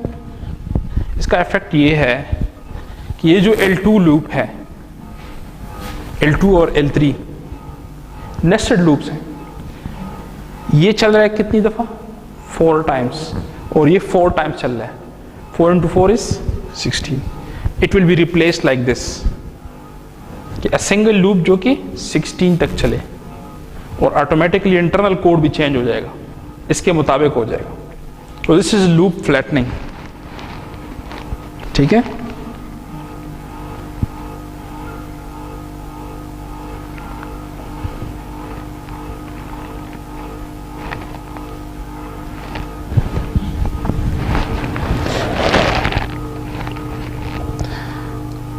Perfect and semi perfect loops, ये क्या चीज़ है? Only perfects and semi perfect loops can be flattened. The loop should be labelled और directives can not be applied. Perfect loops क्या है?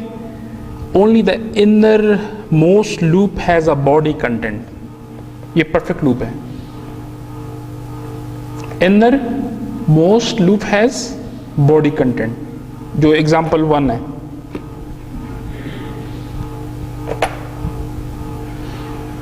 ये वाला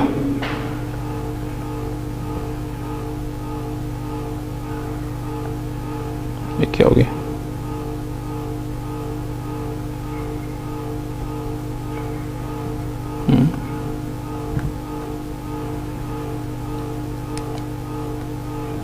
अच्छा, there is no logic specified between the loop statement. The loop bounds are constant. Semi perfect क्या है? Only the innermost loop has contents. There is no logic specified between the loop statements.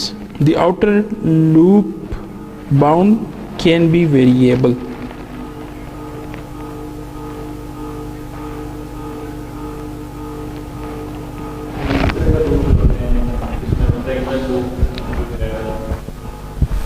इसमें ये देखो, ये perfect है,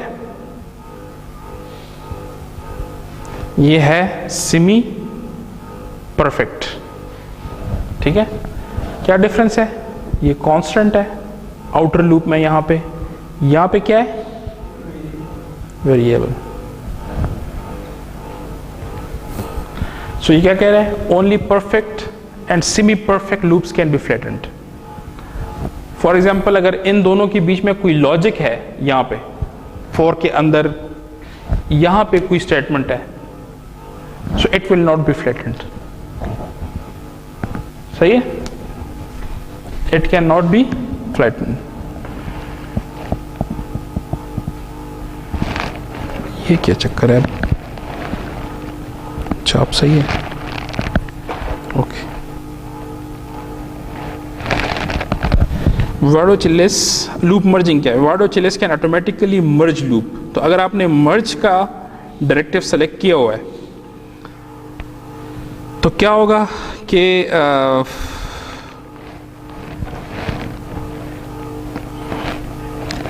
let's say ये वाला है, क्या चक्कर है फिर टाइप हो गई। अच्छा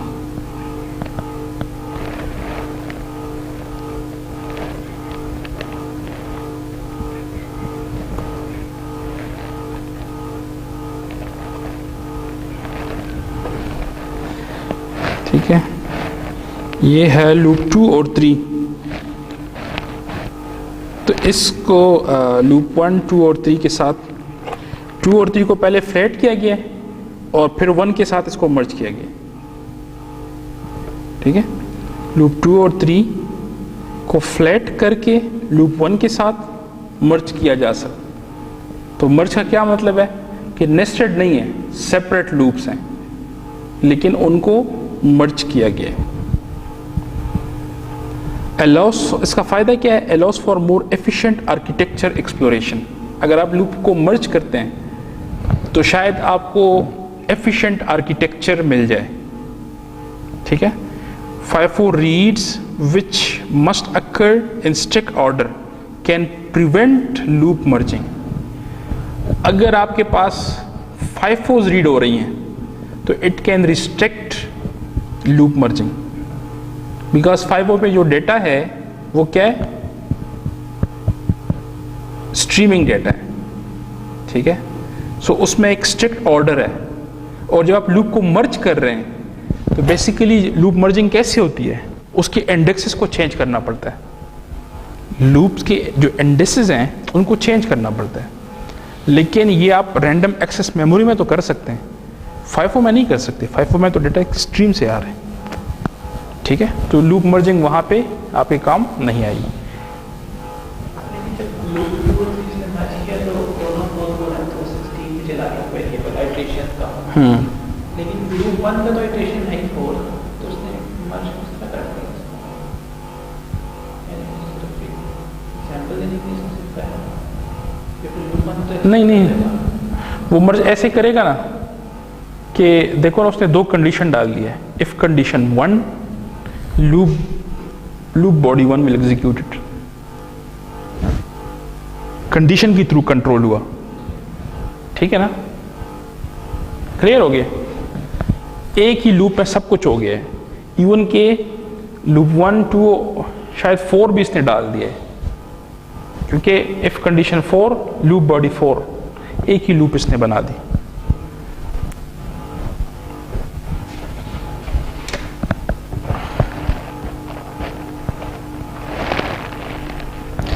Loop merging rules.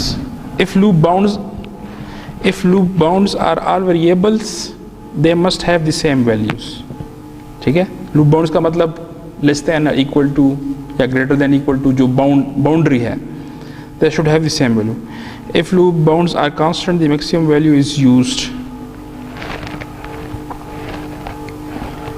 तो ये हम कर चुके हैं। Reads from a FIFO interface अगर हैं तो इट कैन क्रिएट डिफिकल्टीज।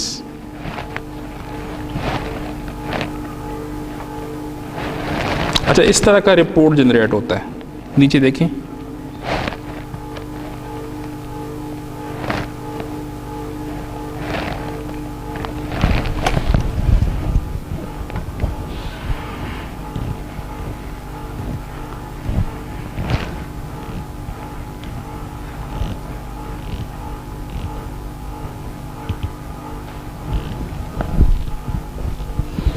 क्या है इसमें?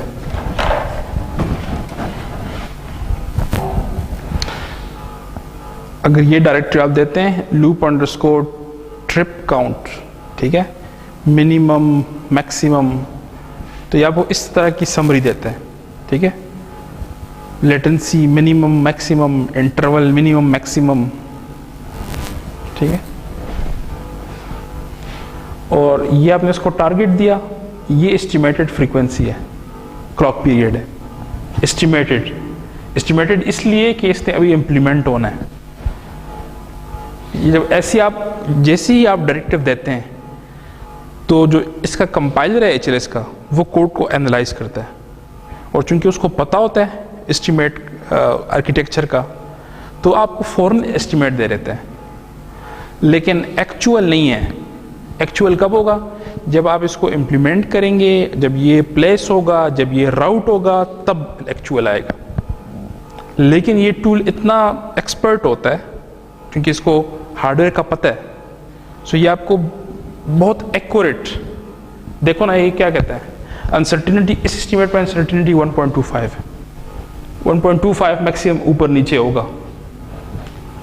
तो ये बहुत बड़ा एडवांटेज है क्योंकि इम्प्लीमेंटेशन में, बड़े डिजाइन में घंटे लग जाते हैं, ठीक है। सो बहुत सारे आर्किटेक्चर, बहुत सारे डायरेक्टिव्स को ना, with this information and with this information latency cycles you can compare, अब कौन से को मैं इंप्लीमेंट करना चाहिए, कौन से को नहीं करना चाहिए।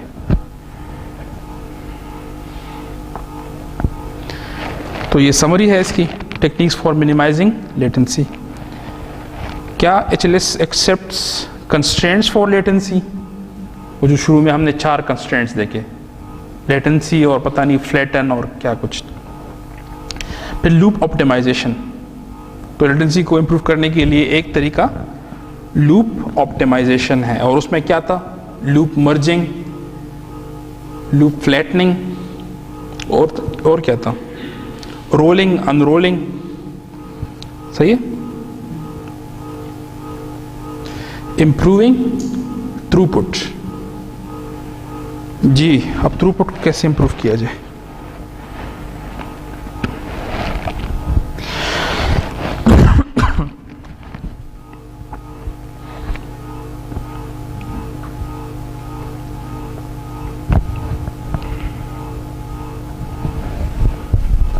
जी, given a design with multiple functions, the code and data flow are shown.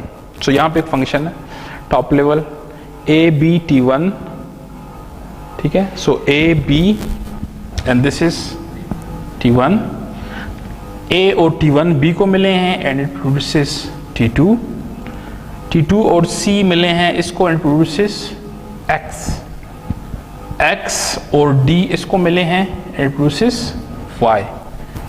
Vivado HLS will schedule the design.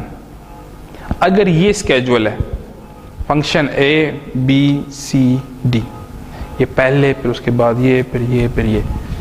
Imagine कि ये 2 साइकिल्स ले रहे, ये कितने साइकिल्स हैं, 3 साइकिल्स हैं, ये 2 हैं, ये 2 हैं। सो 2 + 3 5 + 2 + 2 9. So the latency is 9 cycles. What is the throughput? 9. New input, new input. It can automatically optimize the data flow for throughput. कैसे कर सकता है कि जी let's say at this point ये pipeline कर दें. So new input can start here. So the throughput is now 3. ठीक है।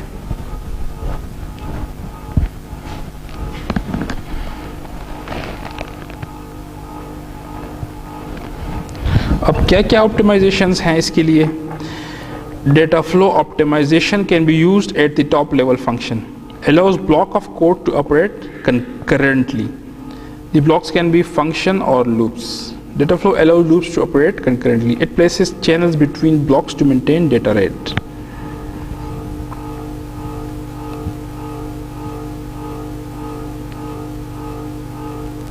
जी ये इंपॉर्टेंट है।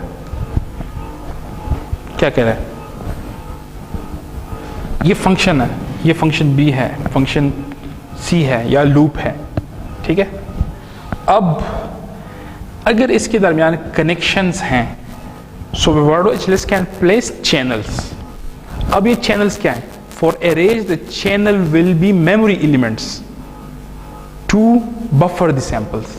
अगर ये अरेज हैं यहाँ पे, तो एरेज के लिए यहाँ पे मेमोरी एलिमेंट्स होंगे इनके बीच में, इन फंक्शंस के बीच में मेमोरी डाल देगा। और अगर ये स्केलर्स हैं, एक लूप या एक फंक्शन दूसरे के साथ इंटरेक्ट कर रहा है विद अ स्केलर, तो it will create a channel जिसमें एक रजिस्टर होगा और हैंड शेक सिग्नल्स होंगे। आप जो कह रहे थे ना कि कब पता चलेगा, तो वो हैंड शेकिंग होगी कि जब ये फंक्शन A कुछ प्रोड्यूस करेगा और फंक्शन B उस पर डिपेंड कर रहा है, तो उसको पता चल जाएगा। With this kind of channel, ठीक है, तो ये ऑटोमेटिकली वो प्रोड्यूस करता है। Data flow optimization therefore has an area overhead, यानी थ्रूपुट तो इंप्रूव होती है क्योंकि रजिस्टर है या मेमोरी है, क्लॉक्स आपने बिटवीन डाल दिए, बट द प्रॉब्लम इज कि एरिया विल इंक्रीज, ठीक है। Additional memory blocks are added to the design या additional registers are added to the design. The timing diagram on the previous page should have a memory access delay between the blocks. तो जो आप A को B को या T2 access हो रहा था between, so it will have, अगर memory आ गई तो it will have a memory access time delay. तो data flow optimization commands क्या हैं? तो directive data flow,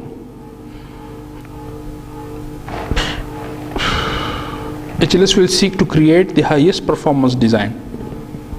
अगर आप डेटा फ्लो सेलेक्ट करते हैं तो ये हाईएस्ट परफॉर्मेंस डिजाइन क्रिएट करने की कोशिश करेगा जिसका थ्रूपुट 1 हो, यानी ऐसा डिजाइन कि ये हर साइकिल पे ना एक इनपुट न्यू इनपुट ले। क्लियर हो गया? इट विल ट्राई, जरूरी नहीं है कि इसको अचीव करे। अब फिर यहाँ पे जो स्लाइड्स हैं ये तरीके बता रहे हैं। Configuring data flow memories between functions, word HLS use ping pong memory buffers by default. क्या चीज़ है पिंग पोंग?